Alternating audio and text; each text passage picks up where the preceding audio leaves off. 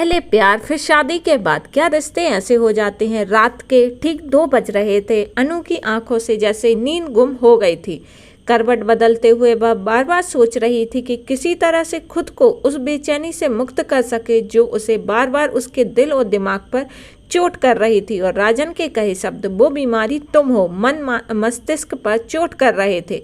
मन गरीब वितृष्णा से भर गया था। अनु के ने बोझिल आंखों खोलकर बगल में लेटे राजन को देखा जो गहरी नींद में खर्राटे भर रहा था। गहरी नींद में राजन को देखकर विश्वास ही नहीं हो रहा था कि ये वही व्यक्ति है जिससे उसने इतने वर्ष प्रेम किया और फिर शादी की। अनु का मन हुआ कि घर से कहीं बाहर निकल जाए और सड़कों पर जब तक घूमती रहे जब तक वह थककर टूट ना जाए और फिर घर लौटकर चैन की नींद सो जाए ताकि राजन के ऊंचे बोलने की आवाज़ और बच्चों के चिल्लाने उसे सुनाई ना दे। उसे महसूस हुआ कि जैसे उसने उसके अपने परिवार के लोग ही उसके दुश्मन बने हैं। सबने उसकी सुख शांति छीन ली है। कितनी खुशकिस्मत है भाभी। चेहरा मोहरा सब साधारण है। पढ़ने में भी शुरू से ही एवरेज रही हैं, लेकिन भैया कितने सुशील सुशिक्षित सभ्य मिले हैं उन्हें। भाभी की एक मुस्कान और झलक देखने के मन खिल उठता है। फिर सोचती राजन भी देखने में बुरे नहीं हैं, लेकिन 2 बच्चों के पिता बनते ही अपनी सारी दुनिया में खो गए हैं। जैसे और किसी से कोई वास्ता ही ना हो। थक जाए तो अपनी चीख बच्चों पर ऐसे उतारते हैं जैसे ये बच्चे तो उनके हैं ही नहीं, पराए हैं। एक दिन हैरान होकर उसने राजन से पूछा कि आखिर तुम चाहते क्या हो। जहर खाकर मर जाऊं। एक तरफ ऑफिस और बच्चे जान पी खाते रहते हैं, दूसरी तरफ आए दिन मेहमानों का जमावड़ा, ऊपर से तुम्हारी चीख पुकार। आखिर ये सब क्यों। दुनिया में एक अकेले तुम ही नहीं हो जो नौकरी कर रहे हो, दूसरे लोग भी नौकरी करते हैं, घर के कामों में बीवी का हाथ बटाते, बच्चों को भी देखते हैं, लेकिन तुमने मेरा जीवन मुहाल कर दिया है। राजन भी अनु की तरफ खींच निकालने लगा। तो फिर क्यों रह रही हो मेरे साथ, मजबूरी है। ठीक है, अगर मैं तुम्हें मेरी सूरत से इतना ही चिढ़ है तो कल ही मैं बच्चों को लेकर अपनी माँ के पास चली जाऊंगी। रात तक माहौल कुछ शांत हुआ तो अनु ने खुद ही राजन के पास सरक आई। राजन क्या हो गया है तुमको। अगर कोई परेशानी है तो प्लीज़ मुझे शेयर करो। तुम पहले तो ऐसे नहीं थे, अब हर समय चिड़चिड़ाते रहते हो। जरूर कोई बात है दिल में, अगर किसी और कोई बसा है। अगर ऐसा है तो कह क्यों नहीं देते। दूर हटो मेरे से। राजन ने लगभग अनु को पीछे ढकेल दिया और करवट बदलकर मुँह दूसरी तरफ कर लिया। अगली सुबह जब राजन ऑफिस के लिए निकला तो उसका पारा कुछ ज़्यादा ही चढ़ा हुआ था। ऑफिस के लिए निकलते समय अनु उसे लिपट कर छोड़ने जरूर आती थी, लेकिन आज उसका मन ही नहीं किया। अनु मन में ही बन बढ़ाने लगी। रोज कहते मुझे छोड़ क्यों नहीं देती। पति है, परमेश्वर नहीं है कि मैं हर समय आरती उतारती रहूं।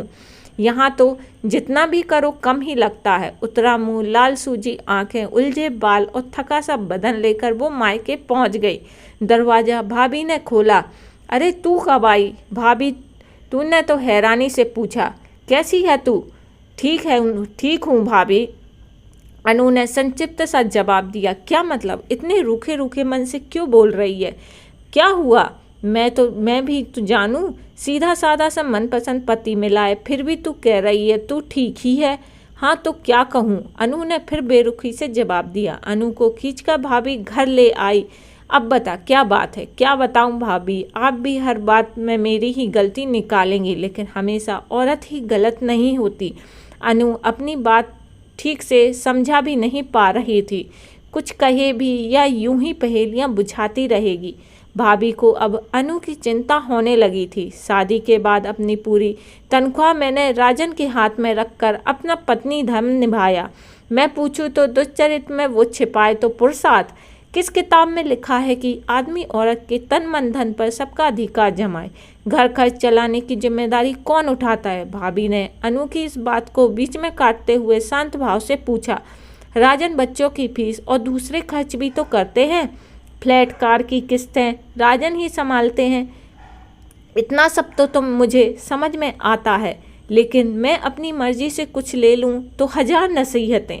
ये बात तो गलत है ना कि पति पत्नी हर बात में आंख मूंद कर माने। और अनु तू जिंदगी को इजी ढंग से क्यों नहीं लेती।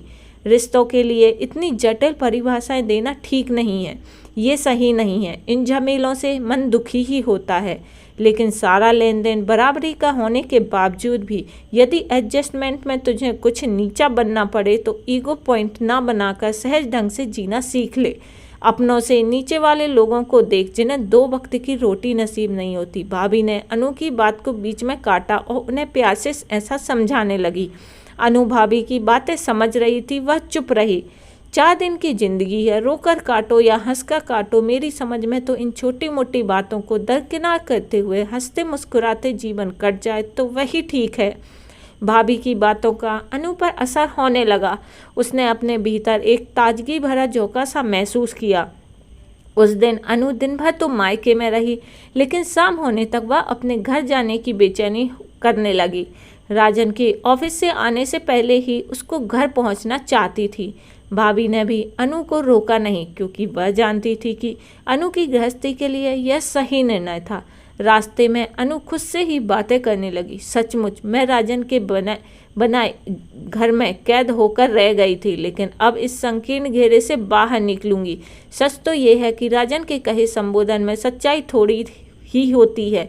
फिर काहे का दुख, शोक और तनाव करना। अनु बस कुछ ही देर में अपने घर, अपने राजन के पास पहुंचने वाली थी। ये कहानी कहीं ना कहीं हमारे जीवन से रिलेट करती है, क्योंकि हम भी जल्दबाजी में कोई ऐसा कदम उठा लेते हैं जिसकी उम्मीद नहीं रहती। और जबकि बात इतनी होती है, छोटी सी जिंदगी है, हंस के जियो या रो के काटो, वो आप पर डिपेंड करता है। तो क्यों ना इसे अच्छे से हंस के जिया जाए।